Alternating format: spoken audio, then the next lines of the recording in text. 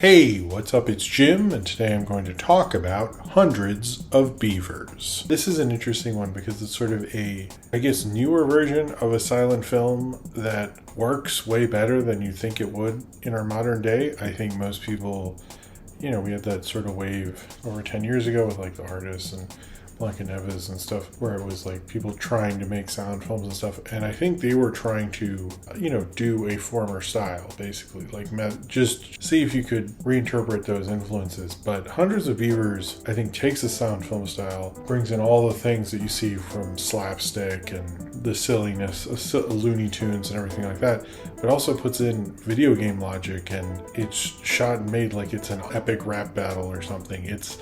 It's a very strange thing, but it really 100% works. And I think it says a lot about the filmmakers, how funny and universal slapstick is, and how wild of a concept they have that kind of culminates in this just pretty hilarious and epic journey of a guy who's just out there to kill hundreds of beavers.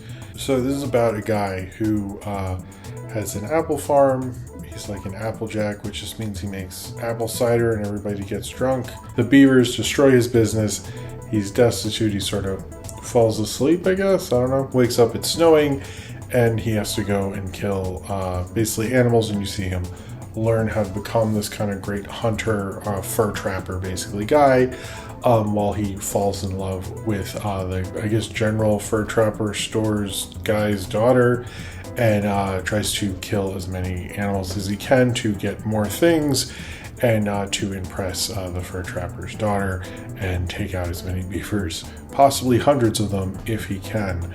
As someone who, I do really like silent film comedy, this is right at home with the kind of silent film thing, with what Keaton, Chaplin, and Lloyd. I've noticed people are saying Chaplin, just Harold Lloyd and Keaton, and I was like, they do sort of a Keaton reference at one point. I think something falls on him and it just hits him instead of the window bit. But this feels at home in that, but there's oftentimes, I noticed, and I'm not the most video game literate person, so excuse me for using an obvious reference, but it sort of reminded me of things like Mario, where like he looks at a map, goes off to fight beavers, and once he's fought enough beavers, or killed enough beavers, he goes and gets like another tool.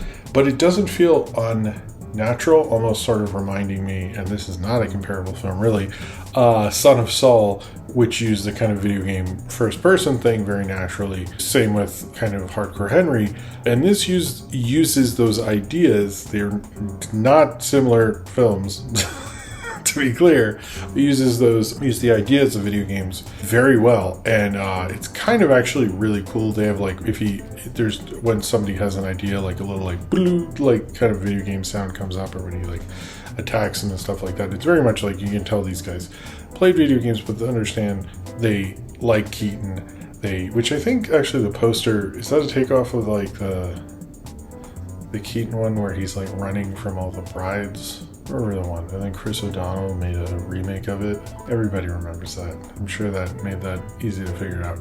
I do think it's fairly ingenious, and I do like that it's using kind of this crappier style that before. Recently, I've noticed like with this, and I would compare even this production, not that, again, they're not comparable films, but whatever, with The People's Joker, where it's like production where normally you'd be like, oh, this is cheap, this is stupid, almost like you dismiss it just for those ideas. But I think both this and that, you see there's basically an artistic voice at hand who is purposely using that and knows what they're doing with it. Now, all the beavers and rabbits and stuff look like they're in basically furry suits, or I guess furry suits. I don't really know that whole furry thing too well. But, they're in like, it's obviously uses CG and compositing and stuff. So I wonder if a lot of these are just like for people. It seems like there was more than one person. Maybe there's not. I didn't look into it.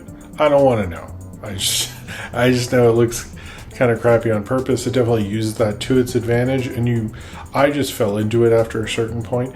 I didn't really think about it. It plays very well at like having it set up, having a gag come back, the repetition of it, which slapstick does very well, which Looney Tunes does very well. One thing that reminded me of Looney Tunes is Coyote and Roadrunner. And the thing with Coyote and Roadrunner, and I went to this Chuck Jones exhibit once, and he had like the rules of Coyote and Roadrunner. It was like, Coyote can never do this, Roadrunner can never do that, blah, blah, blah.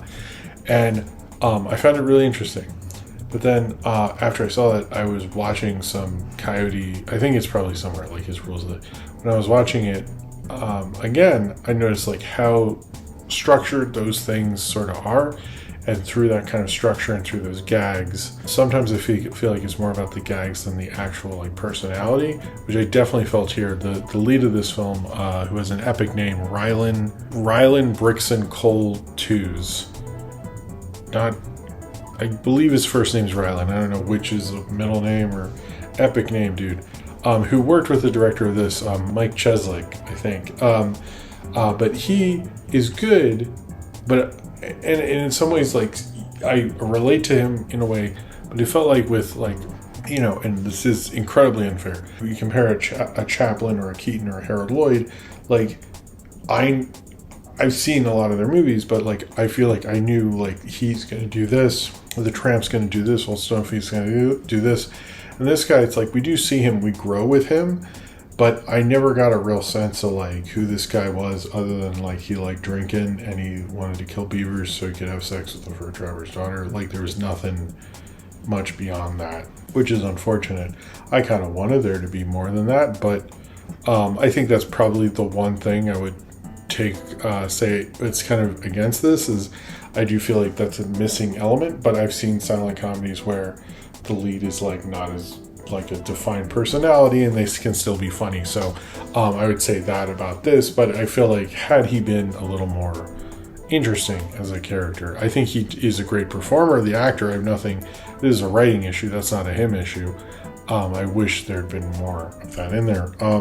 But this is a very funny movie. I'm probably going to tell my friends who like silent comedy to see it because I find it really interesting. I think this is probably a silent film that, unlike those others that got like nobody in the silent film, so good job the artist, but this one kind of meets you at a level, you know, if you know video game logic, if you know some of the things, or like modern humor, it meets silent film at your level in a very natural, fun way. It's not like talking down to you, it's not acting like they need to adhere to these things when they're breaking the structure. There's specific reasons for it, and it's smart. It reminds me as much as Chuck Jones as it does Chaplin and Keaton and Lloyd in the great silent comedies. But it's just a fun movie. It reminds me of this movie I saw, King Kung Fu, they reviewed a long time ago. It's like a Kansas City, like Midwest kind of silly humor kind of thing. And hey, Mystery Science Theater is one of those too. So it's like, I really like that about it. I think it had a real fun energy to it that it's really hard to deny.